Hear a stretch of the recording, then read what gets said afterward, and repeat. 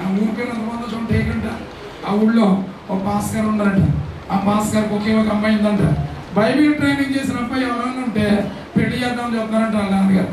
ఆ సంగతి మా నాన్నగారికి తెలిసి వాళ్ళ చోట పాస్కర్ అమ్మాయి ఉందంట, ట్రైనింగ్ అయిన అబ్బాయి కావాలంటే అప్పుడు నా ట్రైనింగ్లోనే అయిపోయింది కదా, నువ్వు వెళ్ళి ఒకసారి నువ్వు ఫ్రెండ్ వెళ్ళి చూసండి, ఆ అమ్మాయికి ఒకవేళ నువ్వు నచ్చితే కనుక తర్వాత వెళ్ళి మాట్లాడతావు అన్నది. ఎంతమంది చూడండి, నా అమ్మాయికి అంటే నేను నచ్చితేనంటే తర్వాత ఏం మాట్లాడతానంట. అలాగే అయిపోతున్న పరిస్థితి. సరే వెళ్ళామమ్మా, వెళ్ళాం. ఎన్నో సమయం ఇది ఆ పర్లే బాగా పోలవుతారు, నాకు సీరియల్లో ఉంది కదా. సరే విషయం ఏంటంటే వెళ్ళామమ్మా, చిన్న చర్చ ఉంది, చర్చలో కుర్చీలు వేశారు, లోపలికి వెళ్ళి కూర్చున్నాం. కానీ నేను ఎలా కూర్చున్నానంటే తలకిందకి పెట్టుకుని ప్రభు నా 18 సంబంధాలు అయిపోయి ఇది అమ్మకి ఏంటో ప్రభు చాలా టెన్షన్గా కూర్చున్నాను. ఏదో అమ్మాయి పెళ్ళికూతులాగా నా ఫ్రెండ్ అంటాడు, ఒరే అమ్మాయిలు కూర్చున్నా పెట్టా తలపైకి కూర్చోనండి. సరే అని చెప్పి ధైర్యం చేసి కూర్చున్నాను. ఈ లోపల ఎవరో 4 పెద్దలు వచ్చారు, అమ్మాయిని తీసుకొచ్చారు. స్వీట్ వాటర్ పెట్టడం నాకు అలవాటు అయిపోయింది.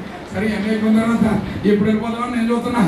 ఈ లోపల ఈ తతంగం అంతా అయిపోయిన తర్వాత బయటకు వచ్చేద్దాం అనిపించుకునే లోపల అక్కడికి ఎవరో 4 పెద్దలు వచ్చారమ్మా. ఆ పెద్దల్లో ఒకడు తొండ్రోడు ఉన్నట్టున్నాడు. ఆడు తిన్నంగా ఉండకుండా ఏమన్నాడంటే, అమ్మాయిని చూడడానికి వచ్చిన వాళ్ళు అమ్మాయితో మాట్లాడకుండా ఏం వెళ్ళిపోతారు మీరు, అమ్మాయితో ఏదోటి మాట్లాడాలి అన్నారు.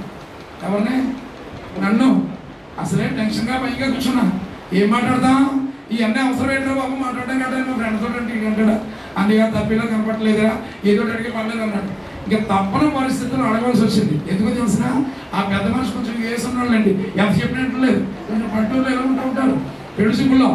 ఇంకా చూడండి, తప్పని పరిస్థితుల్లో మాట్లాడవలసి వచ్చింది ఆ అమ్మాయితో. ఏమన్నానంటే, అమ్మా ఏం చదువుకున్నావమ్మా అన్నాను. ఏమండి ఏం చదువుకున్నావమ్మా అన్న తప్ప, ఏమంటే తప్ప ఏమన్నా పెళ్లి చూపులో ఏం చదువుకున్నావమ్మా అంటే తప్ప. ఇలాగ అనగానే అమ్మాయి ఏంటంటే పెద్ద కొట్టు చేసి ఏం చదువుకోలేదు. మీకు నవ్వుకేందో నాకు గుండె జరుగుతుంది. ఇప్పుడు చాలా మంది పెళ్లి చూపులకు వెళ్ళి ఉంటారు, ఎలాంటి పరిస్థితి ఎప్పుడైనా చూసిందా? ఎప్పుడైతే ఇలాగందో ఇంక నేను చెప్పలేకపోతున్నాను, ఇంకా ఘోరంగా ఉంది. ఇంకా బాబా ఒక్కసారి గుండె జల్లుమంది. ఒక్కసారి ఎంత సిగ్గుపడిపోయినంటే జీవితంలో మళ్ళీ పెళ్లి చూపులకు వెళ్ళకూడదు అనుకున్నాను. నాకంటే ఎక్కువ సిగ్గుపడిపోయిన ఫ్రెండ్ వీడు బయటకు వచ్చాక అంటాడు, అన్నయ్య దీన్ని చేసుకుని ఉంటే చనిపోతుందో బాబు జాగ్రత్త చూసుకున్నాడు. నిజమేరా బాబు, నిజమేరా బాబు, బైబిల్లో మాట ఉంది, భార్య దొరికిన వారికి మేలు దొరికిన ఉంది. ఈవిడ చూస్తే మేకలకు ఉందని చేసుకుంటే జీవితాంతం గుచ్చుకుంటూ ఉంటుంది. నడిచి వెళ్ళిపోతున్నారు పొరగపోరు. ఇంటికి రాగానే మా నాన్నగారు అన్నారు, ఏమైందిరా అన్నారు. ఏమడం బాబా మీ సంబంధాలకు నమస్కారం. కాకినాడ రోడ్ల మీద రిక్షా దొక్కి నన్ను దేవుడు తీసుకొచ్చి ఒక ఉన్నతమైన చదువులు చదవడానికి దేవుడు ఒకరు చూపించాడు కదా. ఒకవేళ దేవుడు నాకు పెళ్లి చేయాలనుకుంటే అమ్మాయి నన్ను చూడడానికి రావాలి తప్ప ఇంక నేను అమ్మాయిని చూడడానికి వెళ్ళాను. బాగుంది కదా ఈసారి. ఇలాగన్నా 3 నెలల కూడా గడవలేదండి. 2 భార్యాభర్తలు మా ఇంటికి వచ్చారు. వాళ్ళే ఇప్పుడు మా అత్త మామలు. హలో, ఇంకో మాట చెప్పడం, మా వాళ్ళు అనుకున్నారు ఇంక ఈ అబ్బాయికి పెళ్ళి అవ్వదు, ఏ గుంటమ్మయ్యో గుడ్డమ్మ దొరికితే చేసేద్దాం అన్న స్థితికి వచ్చేసారు. కానీ ఒక మాట చెప్తానండి, పెళ్ళి అవ్వడం ఆలస్యం అవుతుందంటే కంగారు పడకండి. దాని వెనక దేవుడు మేలేదో దాచి ఉంచున్నాడన్న సంగతి గమనించాలి. నేను కూడా నా లైఫ్లో ఇంకా నాకు జీవితంలో పెళ్ళి అవ్వదు అనుకున్నారు. నేను కూడా అనుకున్నా ఇంక అయిపోయింది నా బతికి, ఇంక పెళ్ళి అవ్వదు అనుకున్నా. కానీ ఎలాంటి అంటే దేవుని ఆలోచన వేరు, మానవుని ఆలోచన వేరు. ఎలాంటి భార్య ఇచ్చాడు చెప్పనా? నా భార్య కంటే అంతగతి ప్రపంచంలో ఎవరూ లేరు. అంత అందమైన భార్య దేవుడు నాకు ఇచ్చాడు.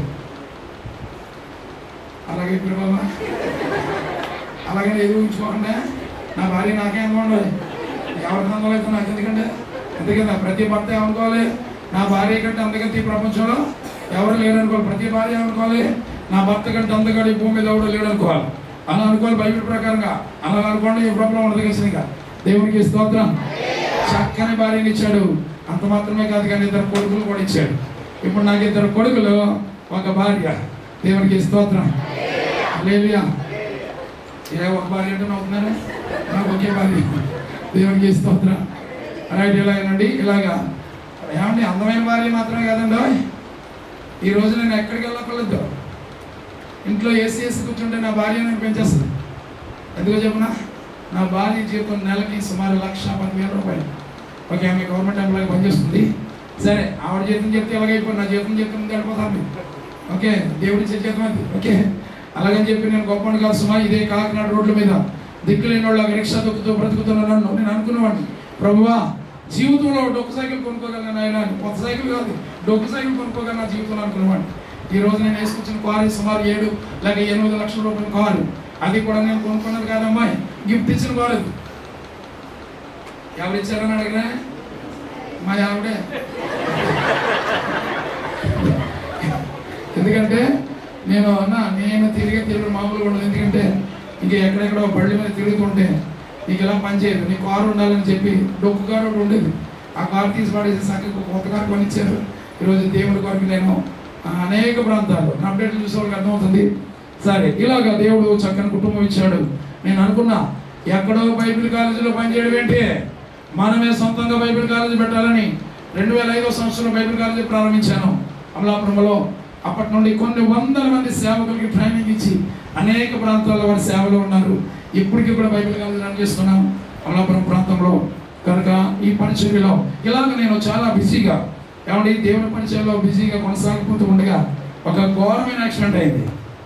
ఘోరమైన యాక్సిడెంట్ అంటే నేను ఇంకా మరణంలోకి వెళ్ళిపోయా. మీకు విషయం తెలియాలి, ఈ కాల్ నాకు ఓన్లీ 20% పనిచేస్తుంది. Polio call.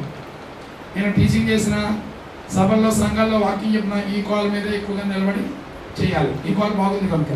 అలాంటిది అమలాపురం నుండి కొత్తపేట అనే ప్రాంతానికి బైక్లో వెళుతుండగా రాంగ్ రూట్లో ఒక ఆటో వచ్చిన ఉద్దేశం రోడ్డు పక్కన పడిపోయినాను. ఏ కాల్ అయితే బాగుందో ఆ కాల్ను కొట్టేసింది. మోకాల పైన తొడ ఉంటుంది కదా, ఫ్యాంట్ చిరిగిపోయింది. ఇక్కడ బోను లోపల ఉన్నటువంటి బోన్ విరిగిపోయి ఫ్యాంట్లోంచి బోన్ బయటకు వస్తుంది. మోకాల కింద 2 బోన్స్ ఉంటాయి, 7 ముక్కల కింద విరిగిపోయాయి. మోకాల చేపు 2గా విరిగిపోయింది. రోడ్డు పక్కన పడిపోయినాను. అందరూ వచ్చి చూస్తున్నారు కానీ ఎవరు దగ్గరికి రావడం లేదు. అలాంటి పరిస్థితుల్లో దేవుడు చేసిన గొప్ప కార్యం ఏంటంటే అప్పటికే నేను టీవీలో ప్రసంగాలు చేస్తున్నాను. కోనసీమ ఏరియాలో లోకల్ ఛానల్లో సంవత్సరం నుండి నేను మెసేజ్లు ఇస్తున్నాను. నా ప్రసంగాలన్నీ ఎక్కువగా కాలేజీ స్టూడెంట్స్కి వింటూ ఉంటాను. ఎందుకంటే హిస్టరీ చెప్తాను ఉద్దేశంతో 3 కాలేజీ స్టూడెంట్స్ అంతకు ముందు రోజే టీవీలో ప్రసంగం చెప్పా. అర్మగెద్దోన్ అనే యుద్ధం, ప్రపంచానికి చివరి యుద్ధం, దేవునికి నీ సాతానికి జరగబోయే యుద్ధం అర్మగెద్దోన్ అనే ప్రాంతంలో జరగబోతుంది. ఆ ప్రాంతం ఎలా ఉంటుందో ఏంటో అని ఆ ప్రాంతాన్ని టీవీలో చూపిస్తూ ఇదే ప్రాంతంలో ప్రపంచానికి చివరి యుద్ధం జరగబోతుందని ఆ ప్రాంతాన్ని చూపిస్తూ వాక్యం చెప్పాను. ఆ మెసేజ్ ఉన్నటువంటి 3 ఇంజనీరింగ్ కాలేజ్ స్టూడెంట్స్ నాకు ఫోన్ చేసేంత ముందు రోజే, అన్న మీరు మెసేజ్ చెప్పిన విన్నాం, ఆ సిరీస్ మాకు కావాలి, చాలా అద్భుతంగా ఉంది, మీరు ఒకసారి ఇంటికి వస్తామన్నారు. సరే అని చెప్పి ఏమన్నా అలా ఫోన్ చేసారు అయిపోయింది. ఎందుకు ఆ రోజు ఆ దారి గుండా వెళుతున్నారు 3. ఏంటి జనం ఉన్నారని చెప్పి బండి పక్కన పెట్టి వచ్చి చూసేటప్పటికి ఎవరున్నారు అక్కడ, నేనే పడిపోయాను. ఈ రోజున బతుకున్నానంటే కావున 3. వెంటనే గబగబా అయ్యో అన్న అని చెప్పి నన్ను అంబులెన్స్ ఫోన్ చేస్తే లేట్ అయిపోతుందని గబగబా ఒక ఆటోలో వేసుకుని అమలాపురం తీసుకొస్తే అమలాపురంలో ఫేమస్ డాక్టర్ అయిన సునీల్ ఆర్థోపెడిక్ అంటే పెద్ద ఫేమస్ ఆయన దగ్గరకు వస్తే ఆయన అన్నాడట, ఇక్కడ మొత్తం బోన్స్ అన్ని విరిగిపోయి బయటకు వచ్చేసాయి, ఇక్కడ ఎవరో ఏం చేయలేరు. అందులోకి ఇంకోటి ఉదయం 9 యాక్సిడెంట్ అయింది. అమలాపురం హాస్పిటల్ తీసుకెళ్ళడం 12 అయింది. ఈ లోపల మొత్తం బ్లడ్ అంతా ఏమైపోయింది టోటల్గా మొత్తం, అంటే లోపల విరిగిపోవడం కాదు, విరిగిపోయి బయటకు వచ్చేయడం బట్టి మొత్తం బ్లడ్ అంతా లాస్ అయిపోయాను. ఇంకా మరణమే కొంచెం వరకు వెళ్ళిపోయాను. ఆ డాక్టర్ చెప్పారట, ఇక్కడ ఎవరు ఏం చేయలేరు, కాకినాడ తీసుకెళ్ళండి, కాకినాడ తీసుకెళ్లే లోపల నేను చనిపోవచ్చు అని చెప్పారట. అలాంటి పరిస్థితుల్లో తీసుకొచ్చారు. బోర్డు తతంగం జరిగింది అన్నది. కానీ సాయి సుధా హాస్పిటల్ తెలుసు కదా మీకు, అక్కడ జాయిన్ చేశారు, ఆపరేషన్ జరిగాయి. ఈ తతంగం అంతా అయిపోయిన తర్వాత డాక్టర్ గారు నన్ను డిశ్చార్జ్ చేస్తూ ఒక మాట చెప్పారు నాకు. ఏమనంటే, నాయన మీరు 2 కాళ్ళలో ఒక కాలు పోలియో 20% పనిచేస్తుంది, అది 2వ కాలు పరిస్థితి ఏంటంటే 7 చోట్ల విరిగిపోయింది. మోకాల పైన ఒక రాడ్ వేసాం, మోకాల కింద ముక్కలు అయిపోతే ముక్కలన్నీ జాయింట్లు చేసి 2 రాడ్లు వేసి కట్టాం. మోకాలు చెప్ప 2గా విరిగిపోతే ఇలా జాయింట్ చేసి వైర్తో కట్టాం. మీరు మళ్ళీ నడాలంటే చాలా సంవత్సరాలు పెట్టేస్తుంది. అంతవరకు మీరు వీల్ చైర్లో ఉండాలి. తర్వాత నడాలన్నా కర్ర పట్టుకుని నడాలి. ఈ కాలు విరిగిపోయింది, 2వ కాలు బాగుందంటే దీని పరిస్థితి ఇది కనుక చాలా మీరు ఇంట్లో ఉండిపోవాలని జాగ్రత్తలు చెప్పి పంపించారు.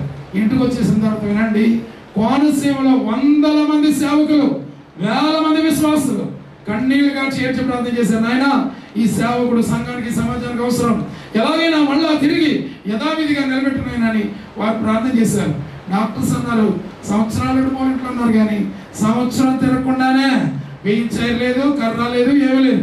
నాకు నేనే నడుచుకుంటూ వచ్చి మళ్ళీ 2-3 గంటలు నిలబడి వాక్యం చెప్పే శక్తి దేవుడు నాకు అనుగ్రహించున్నారు. దేవునికి ఇప్పుడు నిలబడ్డాను, కానీ ఒక కాలు పోలియో అయితే రెండో కాలు ఇంకా రాడ్లు అనగా ఉన్నాయి. మోకాలు కింద 2 రాడ్స్ ఉన్నాయి, మోకాలు పైన 1 రాడ్ ఉంది. మోకాలు చేప ఎలా పట్టుకుంటే వైరు తగ్గుతుంది మీద. ఆ పొజిషన్లో నేను నిలబడ్డా. దేవుడు ఎంత ఆశ్చర్యంగా మార్చేసారంటే నన్ను కోనసీమలో ఉన్న సేవకులందరూ ఆశ్చర్యపోతున్నారు. మీరేనా ఇలా తిరిగేది? సింపుల్గా మాట చెప్పిన మీకు, లాస్ట్ డిసెంబర్లో హైదరాబాద్లో ఒక్కళ్ళ వాకింగ్ చెప్పడానికి వెళ్ళాను. ఇది డిసెంబర్ క్రిస్మస్లో. ఏమంటే హైదరాబాద్లో వాకింగ్ చెప్పి మర్నాడు రాత్రికి శ్రీకాకుళం వాకింగ్ చెప్పాలి. నాకు డ్రైవర్ ఉండడు, నాకు నేనే డ్రైవర్. పక్కన ఒక ఆయన ఉంటాడు ఫ్రెండ్. ఎక్కడ హైదరాబాదు, ఎక్కడ శ్రీకాకుళం.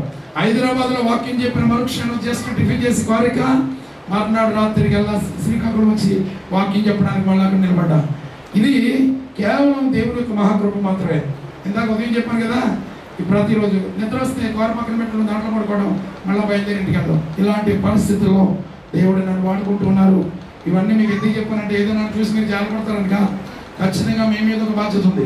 ఈ రోజు మొదలుకొని ఖచ్చితంగా నా గురించి మీరు ప్రార్థన, ఎందుకంటే నేను మామూలు వ్యక్తిని కాదు, అంటే కాళ్ళు 2 పనిచేసే వ్యక్తిని కాదు కనుక ఖచ్చితంగా మీ ప్రార్థన ఒక్క మాట మీ ప్రార్థనలో గుర్తు చేసుకోండి. ప్రభువా, అమలాపురం నుంచి వచ్చిన డేవిడ్ పాస్ గారు మీరు బాగుపరచండి ఆయన ఒక మాట అనేది సరిపోతుంది. ఒకవేళ పేరు మర్చిపోతే ఒకే ఒక సింబలం